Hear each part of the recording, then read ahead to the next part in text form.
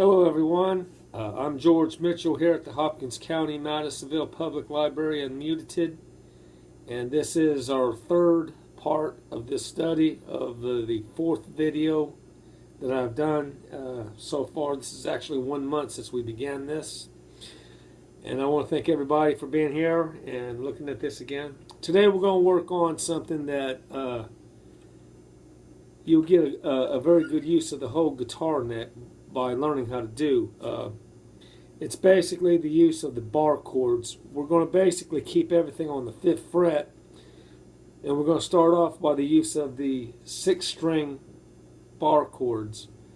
And there's many different ways of fingering it to get the A major tone, the A 7th tone, the A minor tone.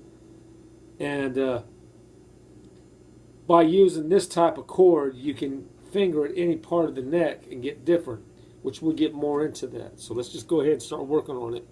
I want you to take your index finger and I want you to cover it just like I have right here. It should be somewhere about right in the middle between these two frets on the 5th where this dot is at.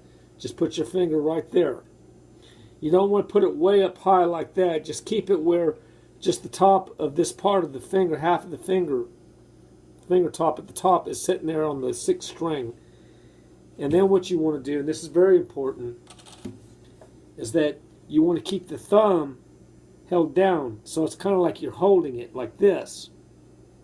That way you don't have to put a lot of pressure unless you have a high action on your guitar.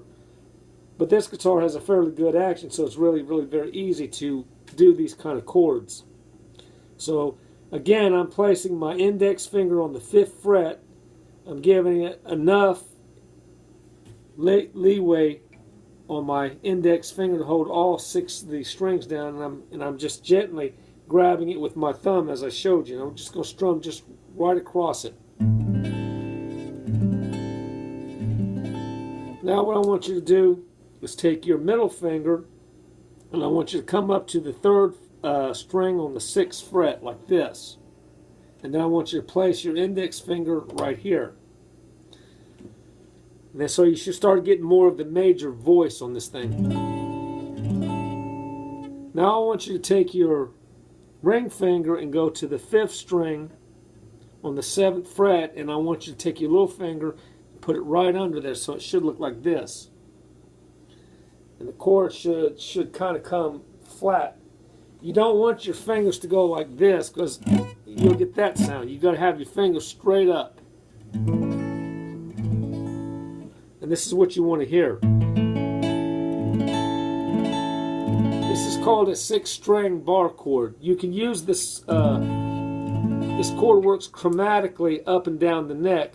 A sharp, B, C, C sharp, D. A flat, it's A flat, G, F, G sharp, F sharp, and E. But we're going to use basically A for this one because it's the easiest one to learn how to do this on. Now, what I want you to do is remove your middle finger and just kind of back up the how I got it laid there. And you're going to strike all the way across. Now you're going to get the A minor sound. It's the same thing as this chord.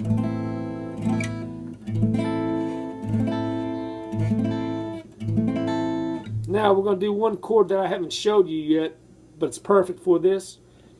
You're just going to take this finger and use the bar to this, and now you're going to get the A minor 7th sound.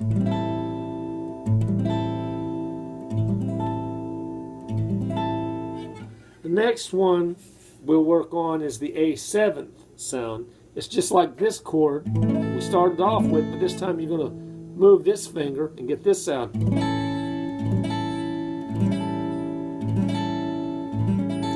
So here's our chords just using these fingerings. We'll go to F, play it just like we played here, but now we're going to go to the 1st fret.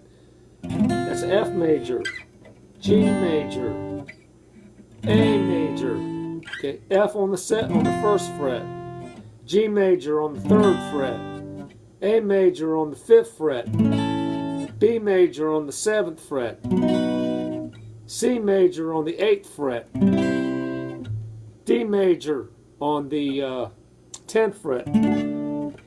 But way up here, it's going to be hard, especially if you don't have a guitar with a cutaway.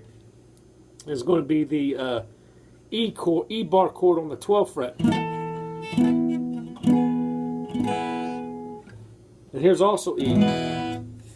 The next one will be F minor in the 1st fret, G minor on the 3rd fret, A minor on the 5th fret, B minor on the 7th fret, C minor on the 8th fret, D minor on the 10th fret, E minor on the 12th fret.